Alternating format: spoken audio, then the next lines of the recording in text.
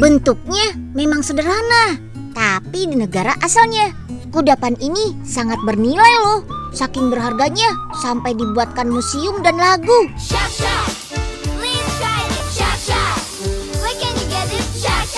Yap, nama camilannya adalah cak-cak. Camilan khas suku Tartar di kota Kazan, Rusia. Rasanya manis, teksturnya renyah banget. Cak-cak dibuat dari tepung terigu, telur, gula, sama air. Semua bahan ini tinggal dicampur, terus diaduk sampai kalis. Tinggal digiling dan dipotong jadi panjang-panjang seperti ini. Untuk mematangkannya, tinggal kita goreng dengan teknik deep frying. Sekarang tinggal bikin siramannya deh. Masak gula dan madu sampai tercampur rata. Terakhir, tinggal campur siraman manis dengan cak-caknya. Yummy! Camilan ini dinamakan sesuai dengan bentuknya yang mungil. Karena cak-cak artinya sedikit atau kecil. Tapi cak-cak zaman sekarang ada juga kok dalam versi raksasa kayak gini. Cak-cak ini selalu menjadi sajian wajib dalam setiap acara penting, terutama untuk menyambut tamu kehormatan. Makanya, suku Tartar di Kazan menjaga sekali akar budaya mereka dengan membuatkan museum untuk camilan bersejarah ini. Di dalam museum, kita akan dikenalkan dengan sejarah dan bahan pembuat cak-cak. Ternyata cak-cak memang dibuat sebagai sajian pernikahan yang praktis agar bisa dibawa pulang oleh tamu. Cak-cak ini juga jadi harapan untuk keluarga yang bahagia. Saling merekat, tidak terpisahkan. Harapan bisa berkata-kata manis seperti rasa cak-cak dan kehidupannya indah dan kaya seperti madu. Masih ada banyak cerita dan info menarik lainnya loh dari negeri beruang Rusia. Yuk jalan-jalan virtual ke Rusia bareng Unyil.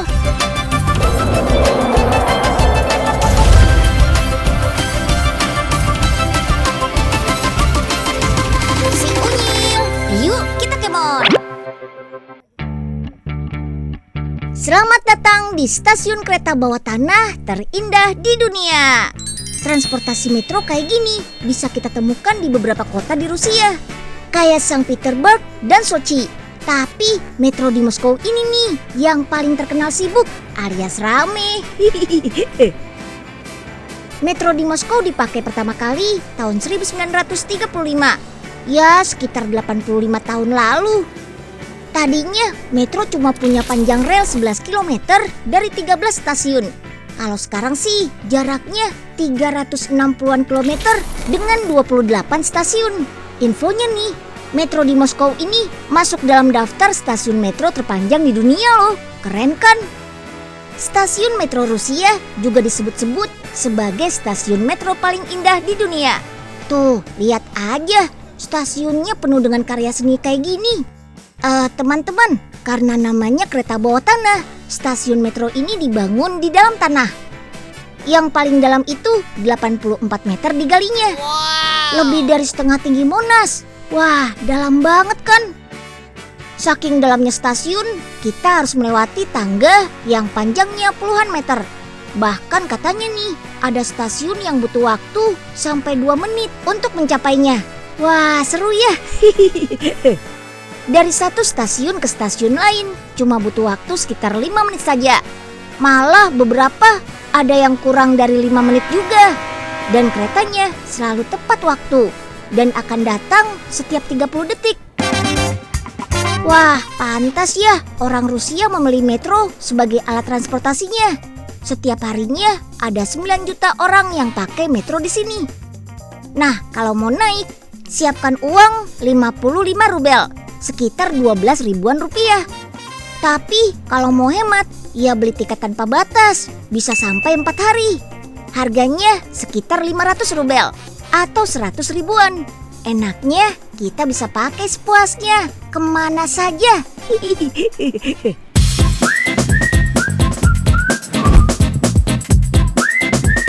Kalau nanti teman-teman berkesempatan ke Rusia, wajib cari tahu dulu ya soal cuaca. Soalnya Rusia punya musim dingin lebih lama daripada musim panasnya. Jadi harus siap-siap perlengkapan yang bisa bikin tubuh tetap hangat. Kayak sepatu ini nih, yang bisa bikin kaki nggak kedinginan. Tuh, sepatunya lagi dibikin. Alat-alatnya canggih loh. Pakai mesin robot yang jago motong ratusan pola kain dalam waktu cepat. Wah, keren. Mesin ini dipakai oleh salah satu pabrik sepatu anak terbesar dan tertua di Rusia. Bukan sepatu biasa. Pabrik ini bikin sepatu anak khusus musim dingin. Pabrik sepatu ini berada di Moskow, region Rusia. Bahan sepatu terbuat dari kain felt, sejenis kain yang terbuat dari wol gitu. Bahan inilah yang bikin sepatu musim dingin tetap hangat kalau dipakai. Sekilas sih kain felt mirip kayak flanel ya. Bedanya di proses pembuatan saja sih. Kalau felt nggak ditenun, kalau flanel ditenun. Kalau kainnya sudah siap, tinggal kita potong deh.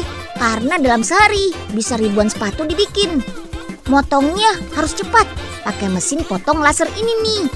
Sebelum memotong, mesin sudah diatur pakai komputer. Mau bentuk kayak gimana, ukurannya seberapa, letaknya di mana. Mesin tinggal ikutin perintah deh. Seret, seret, seret, kelar deh.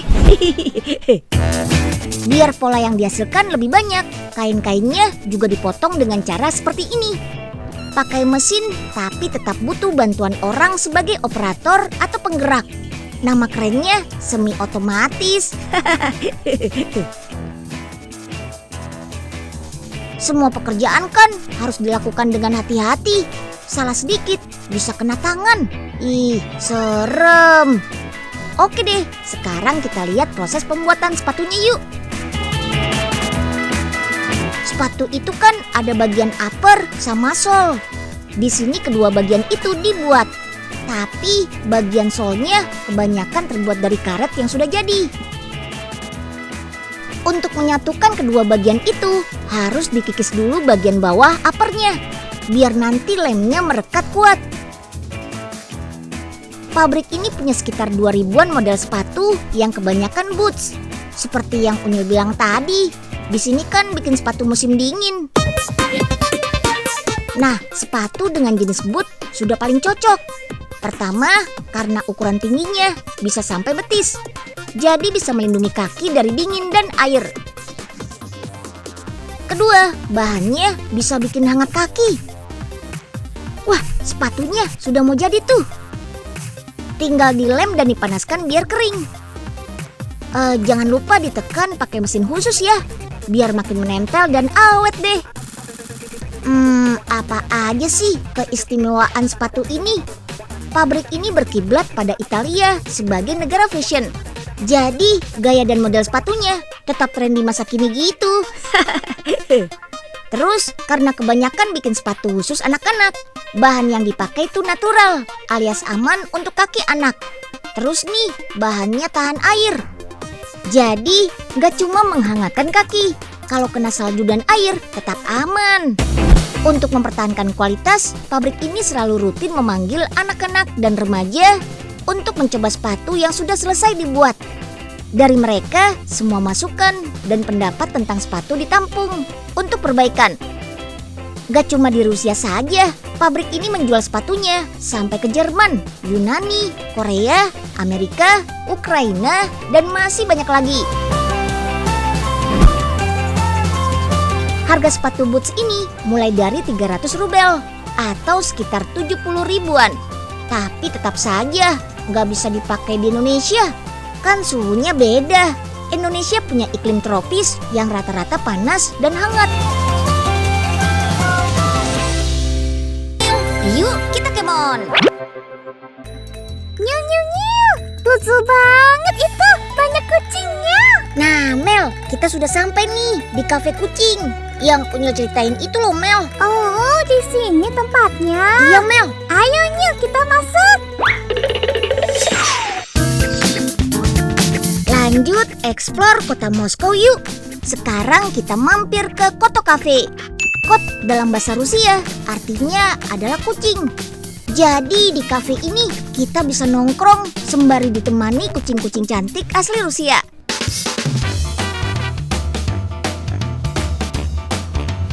Kafe kucing ini sengaja didirikan untuk membantu kucing-kucing terlantar di Rusia loh. Yap, kucing-kucing cantik ini berasal dari jalanan. Atau pemilik sengaja menitipkan kucingnya untuk diadopsi. Nah, agar kucing bisa berbaur dengan pengunjung kafe, mereka harus ditaruh di ruangan khusus untuk dilatih sampai benar-benar bisa dilepas dan bermain bersama pengunjung. Soalnya kebanyakan kucing yang berasal dari jalanan sangat pemalu dan bahkan galak karena tidak terbiasa dengan kehadiran manusia. Di Rusia banyak orang memelihara kucing karena menurut mereka kucing adalah pembawa keberuntungan. Untuk masuk ke kafe ini, pengunjung harus membayar 4-500 rubel untuk 1 jam pertama. Nggak mahal kok, karena kita bisa bermain, makan, dan minum sepuasnya. Berfoto dengan kucing pilihan, bahkan kita bisa mengadopsi kucing yang kita sukai loh. Seru kan?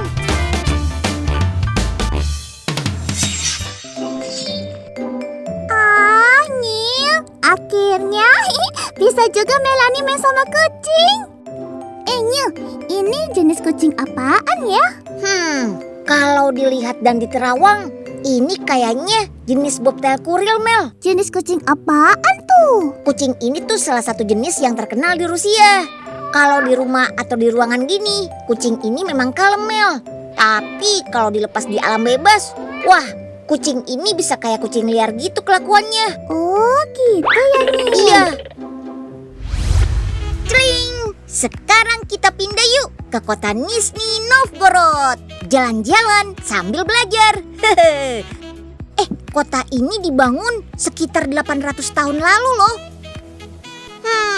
Wah, berarti sudah hampir 8 abad tuh. Di sini ada sungai terpanjang di Eropa. Namanya Sungai Volga. Tapi bukan cuma ini yang terkenal di Nizhny Novgorod. Kota kecil bernama Semyon juga terkenal karena punya pabrik matrioska. Kalau mau ke kota ini, kita butuh 4 jam naik kereta dari ibu kota Rusia Moskow. Terus lanjut deh, naik mobil sekitar 20 menit. Nyil, di mana sih tuh pabrik si Oska? Kayaknya kita udah sampai deh, Po. Tahu dari mana, Nyil? Emang Unyil bisa baca apa ya? Tulisan keriting-keriting begitu. Enggak juga sih, Po. Tapi Unyil lihat ada boneka matrioska raksasa tuh, Po. Tuh. Oh, iya ya. Ayo dah kita masuk. Empo mau ketemu sama si Metro-Metro itu tuh. Aduh, matrioska, Po. Matrioska, bukan metro. Iya, itu dah. Pabrik ini sudah 100 tahun di kota Semyon. Po Ipe tahu nggak kenapa namanya Semyon? Gini, Po. Semyon itu nama orang yang pertama kali bikin matrioska di kota ini. Nama panjangnya tuh Semyon Loskar, Po. Begitu ya. Pinter banget dah si Unyil. Iya Nyil, ini kayu apaan sih yang dipakai buat boneka matri? Aduh, matrioska, Po. Dan kayu yang dipakai namanya lipa atau linden, Po. Jadi kayunya dibentuk tabung 30 cm dulu nih. Baru deh dilubangi pakai mesin ini. Namanya bolbanka, artinya kosong, Po. Wih, udah jago bahasa Rusia si Unyil. Nyil, ngomong-ngomong itu kayu apaan itu? Baru denger, Mpok. Kayu ini tuh tumbuh di Rusia bagian utara, Po. Susah nih didapatnya. Dan harganya juga mahal. Emang kagak bisa diganti kayu jati? Apa kayu bakar begitu, Nyil? Ya, mana bisa, Po. Kayu ini dipakai kan karena lunak dan mudah dibentuk. Kalau kayu jati kan keras dan kuat banget. Oh, begitu ya? Lah terus, kalau udah berbentuk begitu diapain lagi, Nyil? Dioles-oles pakai ini nih. Wah, kayaknya Mpok tahu nih, Nyil. Ini kan adonan sagu, Nyil. Iya, Po. Adonan sagu ini ternyata bisa bikin kayu yang dioles jadi halus dan mengkilap. Nah, tunggu deh sampai kering dulu. Ulangi lagi sampai 3 kali. Dan diamkan semalaman. Baru deh bisa digambar. Nah, ini pasti pelukis-pelukisnya ya, Nyil. Di sini ada ratusan pelukis khusus matrioska, Po. Pertama, ada yang bertugas bikin kontur, melukis bagian wajah dan garis tangan aja. Terus ada yang melanjutkan melukis warna dasar. Ada kuning, merah, dan lainnya. Baru deh bikin bagian-bagian lain. Kayak kerudung dan hiasan bunga-bunga, Po. Aduh, Nyil. Akhirnya Empo lihat aslinya juga. Kagak cuma lihat lewat YouTube doang, Nyil. Lucu-lucu banget ya. Jadi gemes banget ini, Empo. Yah, pasti langsung borong deh nih. Lah iya, kagak ada di Jakarta, Nyil. Mayan dah buat oleh-oleh. Nemenin patung ondel-ondel di lemari empok, Nyil. Kalau satu sih nggak apa-apa, Po. Iya, emang arti matrioska apaan sih, Nyil? Matrioska itu bahasa Rusia, Po. Asal katanya Matriona, nama perempuan yang bertubuh gemuk khas orang Rusia. Lah terus ngapa bentuknya mesti kayak begitu sih, Nyil? Bentuk matrioska kayak gini memang yang tradisional, Po. Khas wanita Rusia dengan kerudung di kepalanya. Tapi sekarang sih bentuknya sudah banyak. Ada bentuk kartun, pemimpin negara, artis, hewan, dan bentuk unik lainnya. Yang bikin unik lagi nih, di dalam satu boneka kayu matrioska berisi beberapa boneka kecil lagi nih, Po. Ada yang isinya 4, 5, 6, sampai 7 yang terbanyak. Ukurannya juga beragam. Yang paling besar tuh bisa 1 meter gitu loh, Po. Kalau empo mau beli, berapa duit harganya, Nyil? Yang paling murah sekitar 100 rubel aja, Po.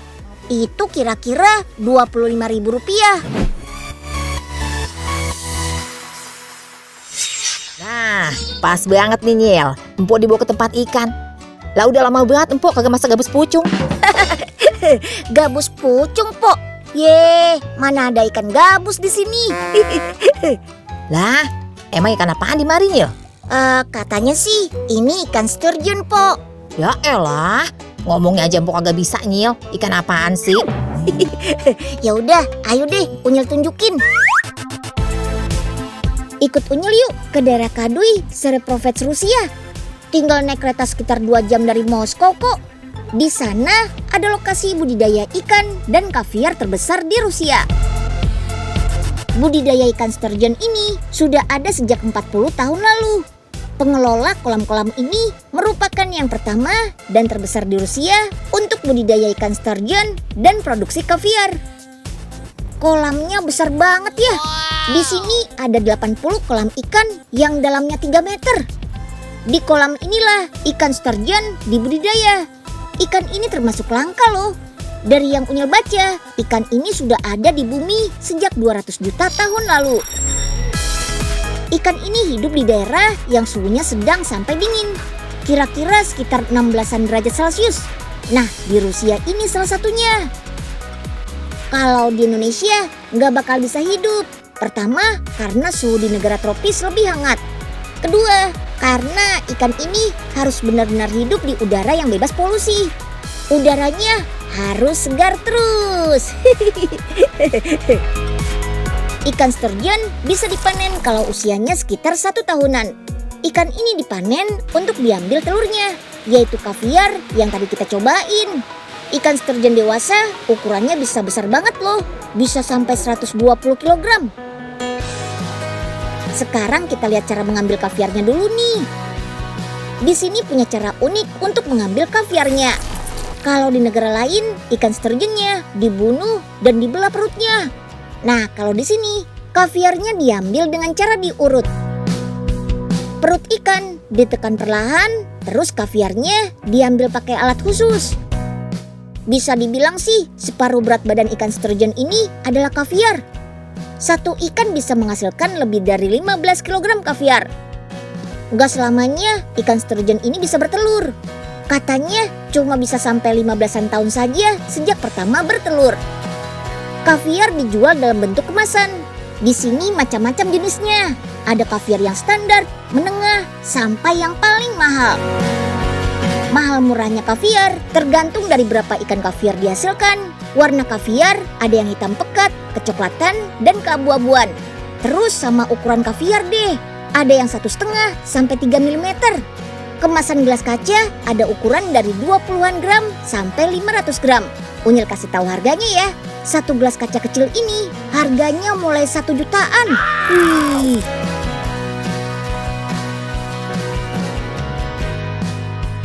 Yuk kita kemon.